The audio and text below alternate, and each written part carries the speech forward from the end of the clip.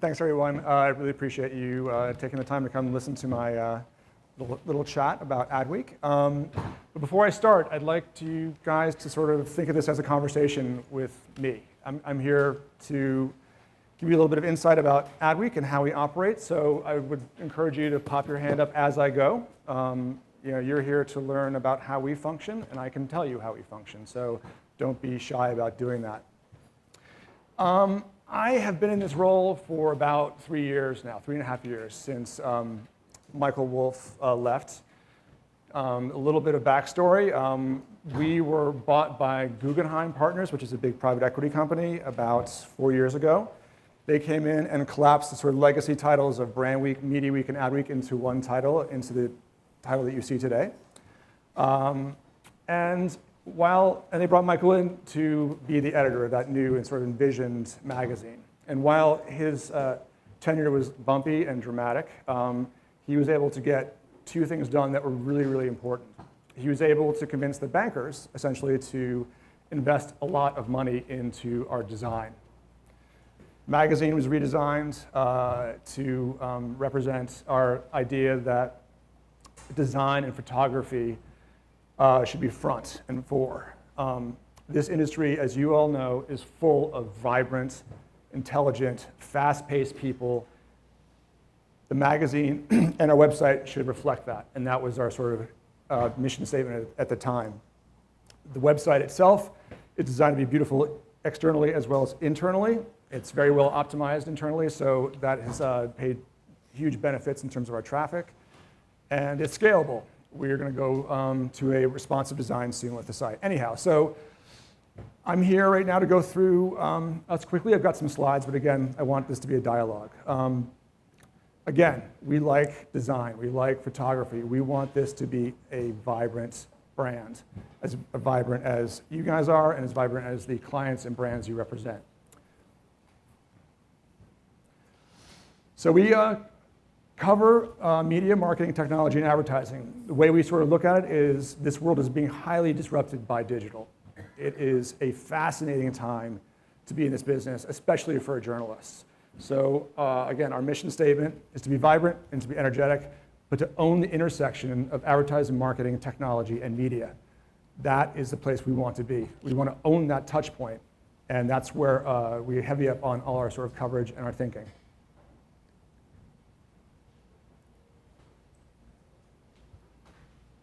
Uh-oh. Sorry, there's a little bit of bling here, sorry. So we really like to get access to the highest people we can get. Joanna Coles at Cosmo. She is a good example of somebody that we have sort of followed through her career, and she is at a point right now where she is really at the apex of her career. But there are lots of other people like that. We like to cover big people. We like to cover rainmakers and game changers, people who are going to really have an effect on the business that you guys are in. We like to entertain, we like to provoke a little bit without being obnoxious or snarky, and we like to get into issues that excite and activate and energize the business. And we are doing okay with it. We are getting about 3.6 billion media impressions with all our efforts across digital and print. So people are starting to pay attention. The Adweek aesthetic, again, I can't express this enough. We are really focused on top-line design. We do not think that as a trade magazine, we should look like a trade magazine. We love photography. We spend on photography, and we spend on design. It's something that's really important to us.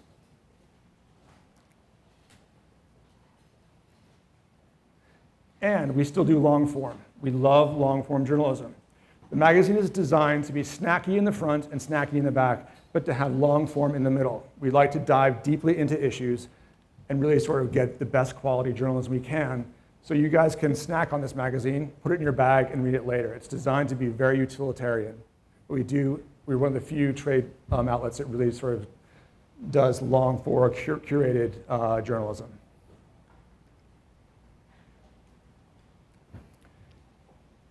And we are, we are at an inflection point with digital. We still make most of our money with print, but we realize that we have to innovate and invent, or we will be left behind. So we are very, very focused on being multi-platform, and that's working too. Again, the site is very, very easy to read. We've made it clear. It's very easy to use, and it's working. Our traffic is growing nicely. We get about 1.5 million uniques a month on an average.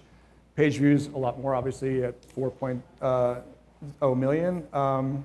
Minutes on the site, about 7, and our average daily visits are 3.7 million, which is quite a bit more. I mean, that's a percentage growth of about 200% from March last year to this year. So the site is really blowing up nicely, and it's getting stickier all the time.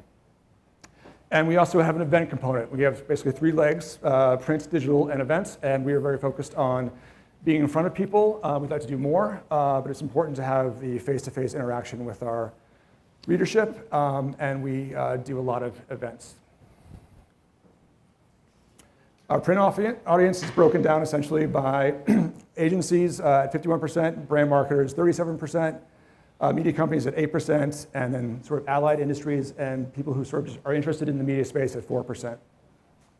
That's a total of about 45,000 circulation in print. We're not growing leaps and bounds in print. We're flat to up, but in this day and age, that is a victory, I would say. Our digital story is much more robust in terms of its growth. Our agencies obviously make up the majority of our viewership or readership or users at 44%, media companies at 14%, brand marketers 13%, excuse me, allied industries 13%, planning consulting, public relations, and suppliers. Adweek is our viral engine. Excuse me, let me go drink water.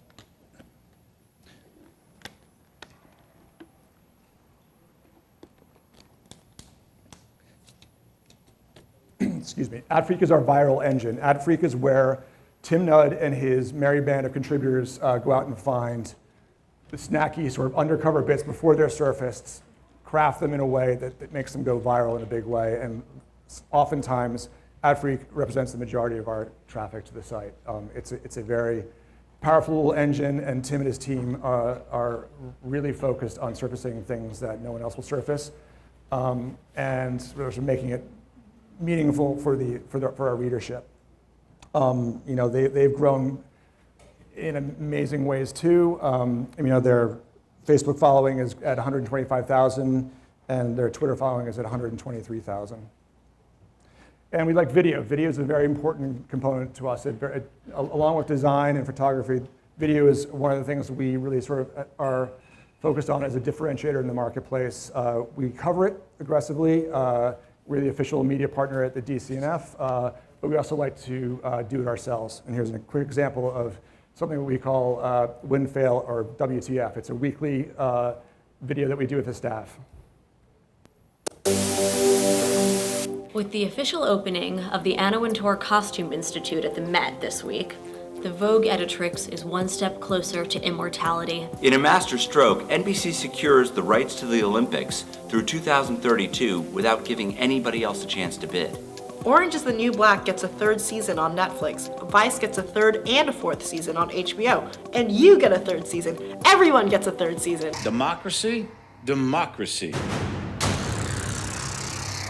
Democracy is not what these people need. Hell, it's not even what they want. Mysterious sound file appeared on the internet last week of Kevin Spacey delivering some kind of an unhinged speech.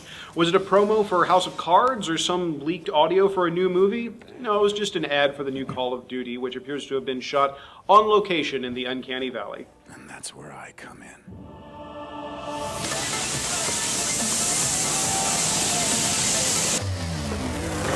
Crispin Porter Boguski got their epic dunk for Turkish Airlines in 22 takes, which is fewer takes than it took to get this. Hi, I'm Tamsang Najanki from Nelson Mandela's funeral. Live Lens allegedly broke out Nelson Mandela's sign language interpreter from a mental institution on the premise that he was attending a wedding so he could star in their new ad. Blue Buffalo's in the doghouse this week. They said their pet food was healthier than big-name brands like Purina and got sued for it. If you're gonna take on the big boys in the pet food game, then you better get your story straight.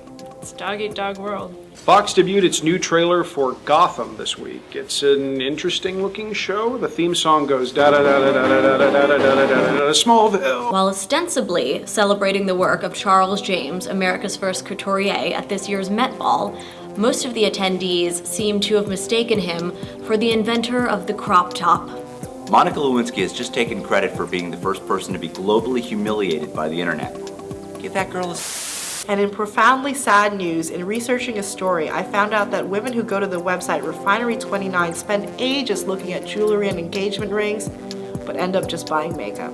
Media organizations are withdrawing their business from the Beverly Hills Hotel because there's no better way to prevent the spread of Sharia law than to hold your event at the Chateau Marmont instead. There are a lot of reasons to use beautiful models in a PSA, but if you're going to make them look so stupid that people get embarrassed and turn off halfway through, then they might not find out what that PSA is about. For every person killed in an armed conflict, as many as 15 die from secondary and preventable causes. Malnutrition, diarrhea. When you walk into a movie theater, you will see a 30-minute preview by one of two companies, NCM or Screen Vision. Screen Vision held a huge upfront a few weeks ago explaining how they were different from NCM, which just bought them. 2 years after everyone else, the New York Times figures out that blessed is a popular hashtag. So, I mean, that's our sort of slightly snarky take at the end of the week, every week. But we also love to get our camera in front of executives to sort of get thought leadership out there quickly. And we'll continue to use video as a really key platform for us going forward. You guys have any questions so far? Anybody? Okay. Social is huge for us. It's a huge driver of traffic. We've got about 1 million followers on Google+. Quarter of a million on Twitter. Facebook is a massive driver of our traffic, and that's an important place where we put our content. Social has become so important that we actually hired a social media editor whose job it is to basically seed our content in the social sphere. His name is David Greiner.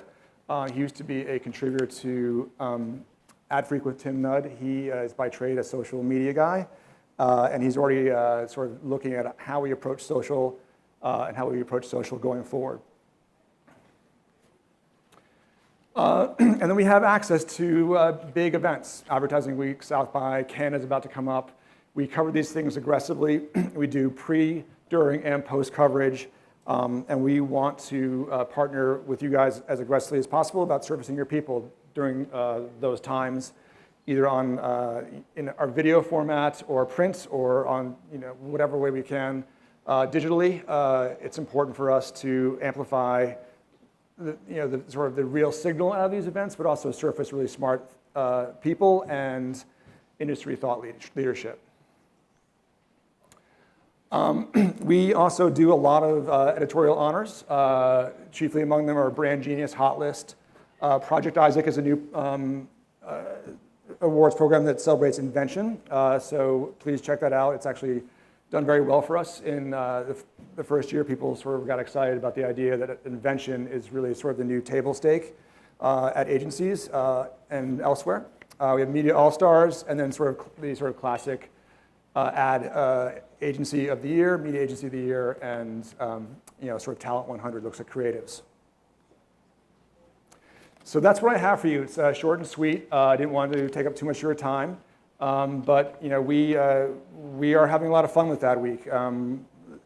We work for a bank. They're very, very tough, but they haven't taken any toys away from us. And I think that we will continue to really try to push the envelope to reimagine what a trade magazine is. We're very lucky not to be covering the cheese business or the chain link fence business. We cover you guys and your clients and your brands. That's a privilege every day, and I'd just like to say we appreciate your hard work for your brands and your clients. So with that, I'll open up to any questions, and please don't be shy. Yes, ma'am.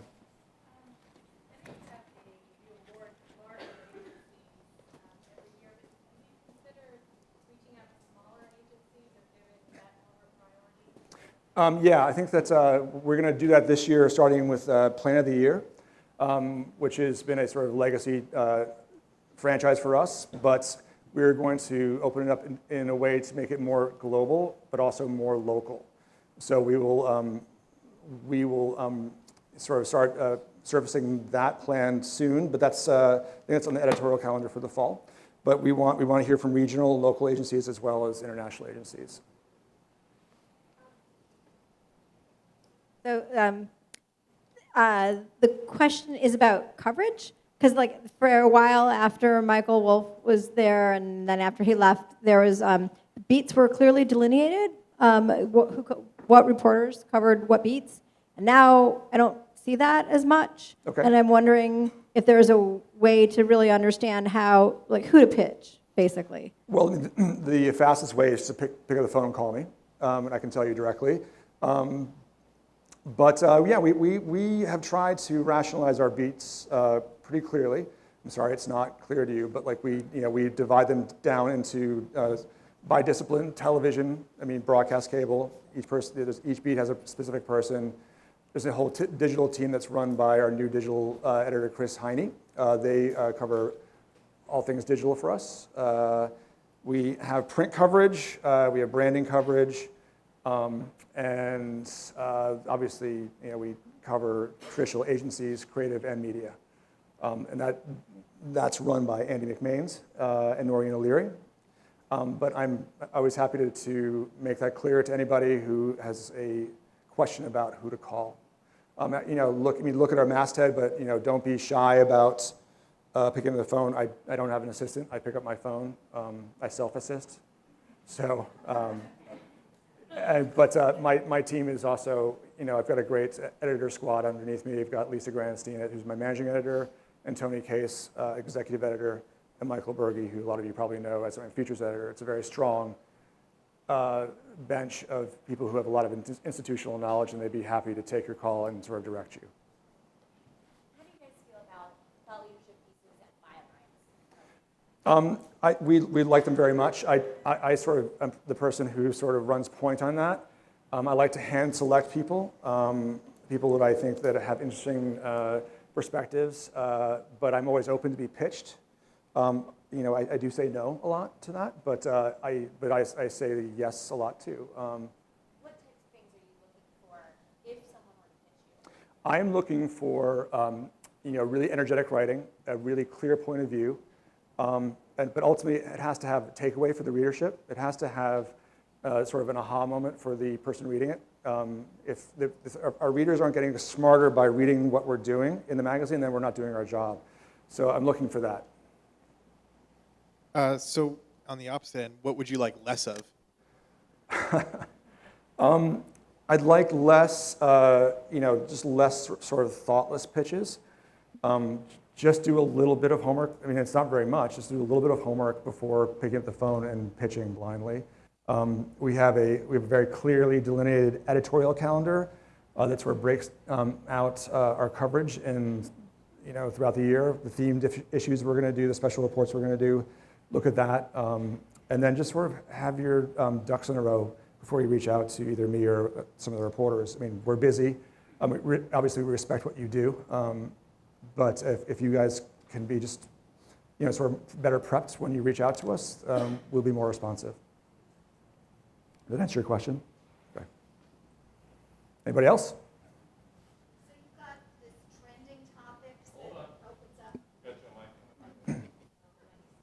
So trending topics is in every magazine. I'm just wondering how you pick and what you're looking for when you're looking for trends and what makes it a trending topic. Well, we cover the news as aggressively as you possibly can on the site.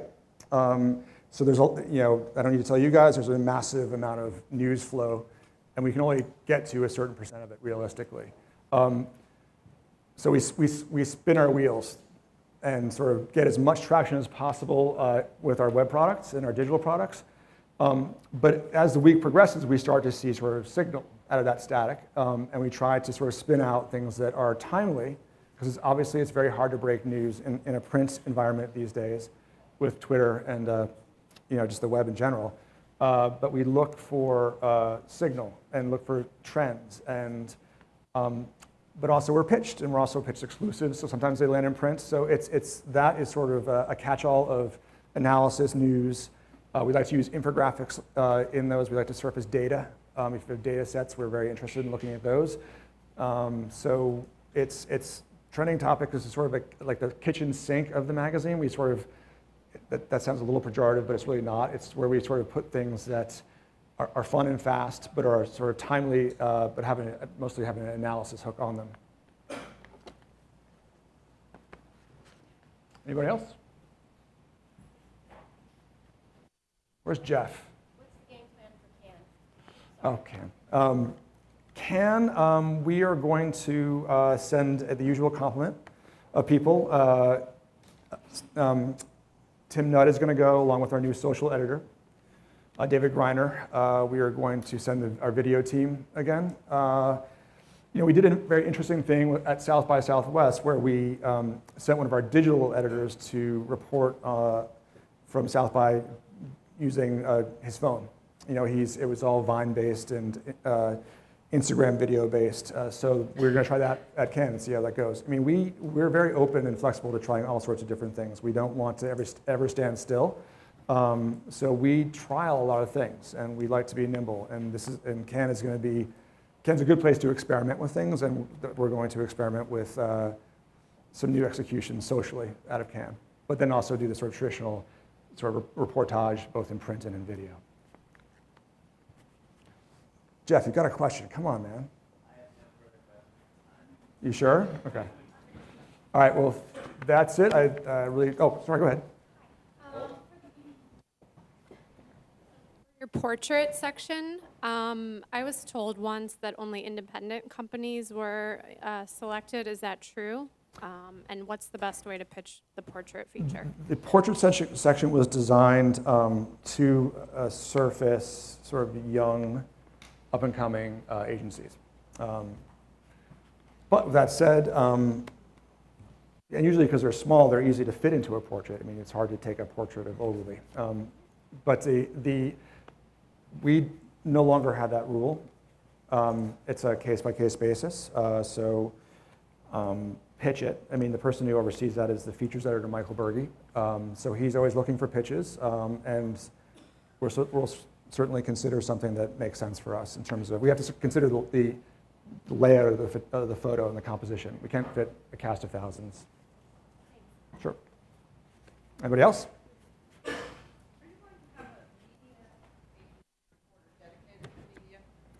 I knew this question was going to come up. That is a dedicated media agency reporter. Right. So that's a tough beat to fill. I mean, it's a very specialized beat. It's a beat that's very close to my heart, just because I came up through the Media Week silo. So I understand probably better than most how media agencies function. We do have a lot of institutional knowledge about media agencies. But we have always struggled to find somebody dedicated to do that. At this point right now, we sort of split the agencies up by Andy McMahon's, Noreen O'Leary, and our newest agency writer, Christine Monlos. So they do cover media agencies, but we do not have a dedicated media agency reporter at this point. It's something that I would like to have. And again, it's also more of a question of me sort of fighting for the head, and I do work for a bank, and they're kind of tight with the money. Okay, guys. Oh, one more. Sorry.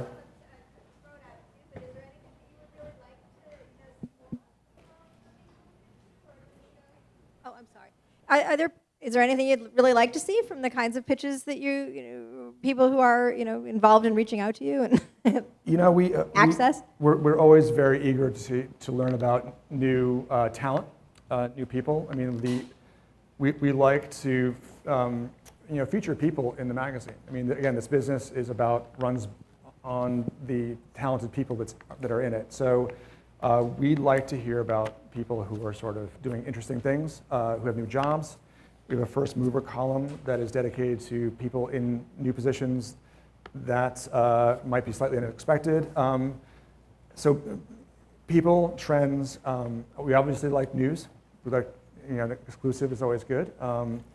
But again, the intention is to create this magazine that reflects the vibrancy of the business that we cover, and that makes up that's made up of people, essentially, so we want to hear about your people.